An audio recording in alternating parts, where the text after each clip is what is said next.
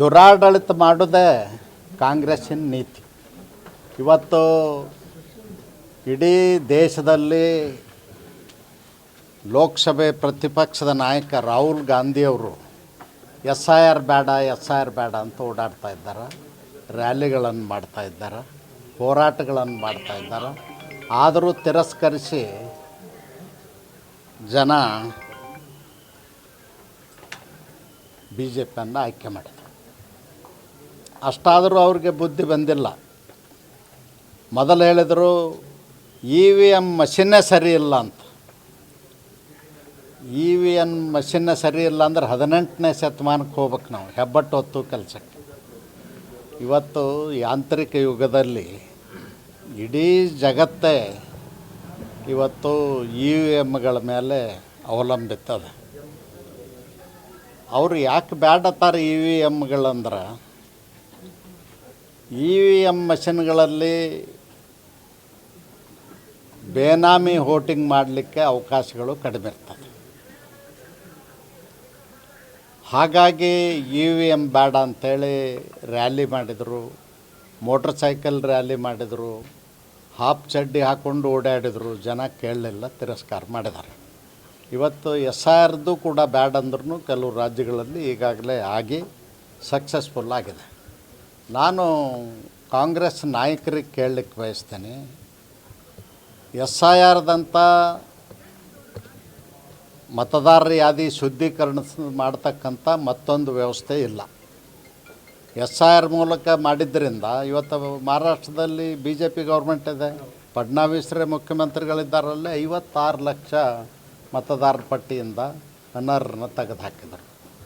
2 ಕೋಟಿ ಜನರನ್ನು UPಯಲ್ಲಿ, ಉತ್ತರ ಪ್ರದೇಶದಲ್ಲಿ ಭಾರತೀಯ ಜನತಾ ಪಕ್ಷದ ಮುಖ್ಯಮಂತ್ರಿಗಳಿದ್ದಾರೆ, ಸರ್ಕಾರ ಇದೆ, ಅಲ್ಲಿ ಕೂಡ ತೆಗೆದು ಹಾಕಿದರು. ಯಾರು ಅನರ್ಹರಿದ್ದಾರೆ ಅವ್ರು ತೆಗಿತಾರೆ, ಸತ್ತವ್ರನ್ನ, ಊರು ಬಿಟ್ಟು ಹೋದವ್ರನ್ನ, ಡಬಲ್ ಎಂಟ್ರಿ ಇರೋವ್ರನ್ನ. ಒಂದು ಇದೆ ನಮ್ಮ ರಾಜ್ಯದಲ್ಲೇ ರೋಣ ಮತಕ್ಷೇತ್ರದಲ್ಲಿ ಒಬ್ಬ ವ್ಯಕ್ತಿ 17 ಬೂತ್ನಲ್ಲಿ ವೋಟರ್ ಇದ್ದಾನೆ. ಇವನ್ನೆಲ್ಲ ಸರಿ ಮಾಡಬೇಕಲ್ಲ, ಅದಕ್ಕಾಗಿ ಮಾಡ್ತಾಯಿದ್ದಾರೆ, ಅಲ್ಲೇನು ಇರೋದಿಲ್ಲ. ಇವತ್ತು ಹೆದರ್ಕೊಂಡು ಕಾಂಗ್ರೆಸ್ನವರು ಮದರ್ಸಾಗಳಲ್ಲಿ, ಮಜೀದ್ಗಳಲ್ಲಿ ಮತ್ತು ಮ್ಯಾರೇಜ್ ಹಾಲ್ಗಳಲ್ಲಿ, ಕಲ್ಯಾಣ ಮಂಟಪಗಳಲ್ಲಿ ಮಾಡಿಸ್ತಾ ಇದ್ದಾರೆ. ಇದು ದುರಾಡಳಿತ.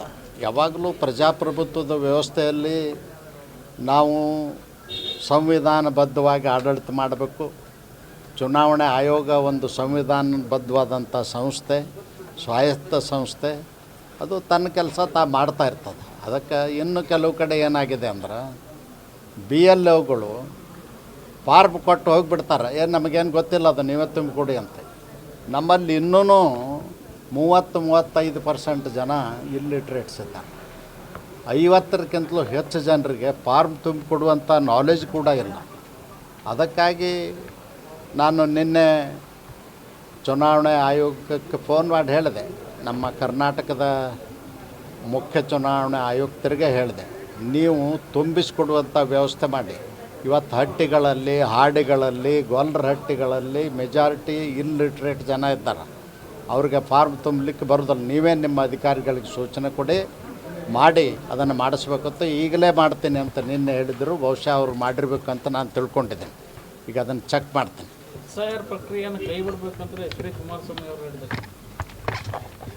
ಕುಮಾರಸ್ವಾಮಿ ಅವರು ಹೇಳಿದ್ದನ್ನು ಸರಿಯಾಗಿ ಅರ್ಥ ಮಾಡ್ಕೊಂಡು, ಮಜೀದ್ಗಳಲ್ಲಿ, ಮಂದಿರಗಳಲ್ಲಿ, ಮದರ್ಸಾಗಳಲ್ಲಿ, ಕಲ್ಯಾಣ ಮಂಟಪಗಳಲ್ಲಿ ಮಾಡೋದನ್ನು ಕೈ ಬಿಡಬೇಕು ಅಂತ ಹೇಳಿದ್ದಾರೆ. ಅವರು SIR ಪ್ರಕ್ರಿಯೆ ಕೈ ಬಿಡು ಅಂತ ಹೇಳೋದಿಲ್ಲ.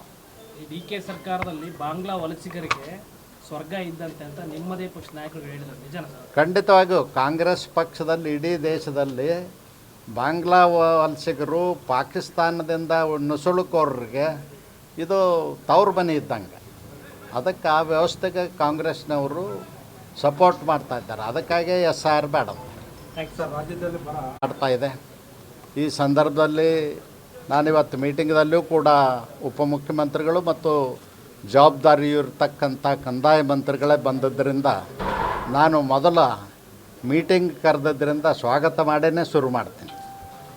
ನಮ್ಮ ಕಂದಾಯ ಸಚಿವರಿಗೆ ನಮ್ಮ ಉಸ್ತುವಾರಿಯನ್ನು ನೋಡಿಕೊಳ್ತಕ್ಕಂಥ ಸಚಿವರಿಗೆ ನಾನು ವಿನಂತಿ ಮಾಡುವ ಇದ್ದೇನೆ. ಒಂದು, ಕುಡಿ ನೀರಿನ ಸಮಸ್ಯೆ ಗಂಭೀರವಾಗಿದೆ. ಕುಡಿಯುವ ನೀರಿನ ವ್ಯವಸ್ಥೆಗೆ ಒಂದು ಪ್ರತಿ ಜಿಲ್ಲೆಗೆ ಒಂದು 25 ಕೋಟಿ ಆದರೂ ಬಿಡುಗಡೆ ಮಾಡಬೇಕು. ಯಾಕಂದ್ರೆ ಕಂದಾಯ ಇಲಾಖೆಯಿಂದ ಬಿಡುಗಡೆ ಆಗ್ತದೆ. ನಮ್ಮ ಜಿಲ್ಲೆಗೆ ಒಂದು 25 ಕೋಟಿ ಕೊಡಿ ಅಂತ ಕೇಳ್ತೀನಿ ಕುಡಿಯುವ ನೀರಿಗೆ. ಗೋಶಾಲೆಗಳನ್ನು ಪ್ರಾರಂಭ ಮಾಡಬೇಕು. ರೈತರಿಗೆ ಮೇವಿಲ್ಲ, ಅದಕ್ಕಾಗಿ ಗೋಶಾಲೆಗಳನ್ನು ಪ್ರಾರಂಭ ಮಾಡಿ ಹೋಬಳಿಗೆ ಒಂದು ಗೋಶಾಲೆ ಮಾಡಿ ಅಂತ ನಾನು ಇವತ್ತು ವಿನಂತಿ ಮಾಡ್ತೇನೆ. ಮೂರನೇದಾಗಿ ಜನರಿಗೆ ಉದ್ಯೋಗ ಇಲ್ಲ. ಮುಂಗಾರಿ ಬಿತ್ತನೆ 3,70,000 ಹೆಕ್ಟರ್ ಆಗಬೇಕಾಗಿತ್ತು, ಆಗಿಲ್ಲ. ಆದದ್ದು ಕೂಡ ಒಂದು 40,000 ಹೆಕ್ಟರ್ನಷ್ಟು ಆದದ್ದು ಕೂಡ ಬೆಳೆ ಕಬರಿ ಹೋಗ್ಯದ. ಅದಕ್ಕಾಗಿ ರೈತರಿಗೆ ಪರಿಹಾರವನ್ನು ಕೊಡಬೇಕು ಅನ್ನೋದು ಒಂದು. ಎರಡನೇದು, ಬೆಳೆ ವಿಮೆ ಏನದ ರೈತರು ಕಟ್ಟುವಂಥ ಪರಿಸ್ಥಿತಿ ಒಳಗಿಲ್ಲ. ಈಗಾಗಲೇ ಬೀಜ ಗೊಬ್ಬರ ತೊಗೊಂಡು ಕೂತಿದ್ರು ಮಳೆ ಆಗ್ತದೆ ಅಂಥೇಳಿ. ಅವರಿಗೆ ಪ್ರೀಮಿಯಂ ಕಟ್ಟುವಷ್ಟು ಶಕ್ತಿ ಕೂಡ ಇಲ್ಲ. ಅದಕ್ಕೆ ನಾನು ಸರ್ಕಾರಕ್ಕೆ ಒತ್ತಾಯ ಮಾಡ್ತೀನಿ, ಪ್ರೀಮಿಯಂ ರೈತರ ಬದಲಾಗಿ ಸರ್ಕಾರನೇ ಕಟ್ಟಬೇಕು ಅಂತ ಒತ್ತಾಯ. Thank you.